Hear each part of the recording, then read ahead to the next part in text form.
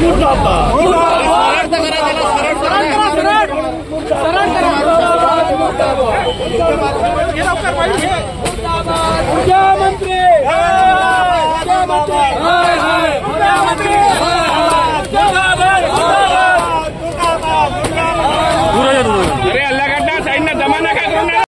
जय विदर्भ पार्टीचा नागपूर शहर महासचिव जय विदर्भ पार्टीच्या वतीने आज काटोल नाक्याजवळ आम्ही प्रीपेड मीटरच्या विरोधामध्ये हे आंदोलन पुकारलेलं आहे।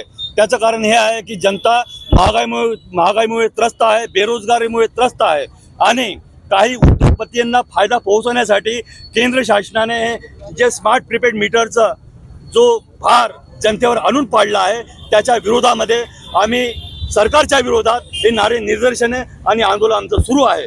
गेल्या 1 वर्षापासून आमच्या विरोधामध्ये आंदोलन सुरू आहे कारण की जनता त्रस्त आहे। आज जनतेजवळ खायला पैसे नाही।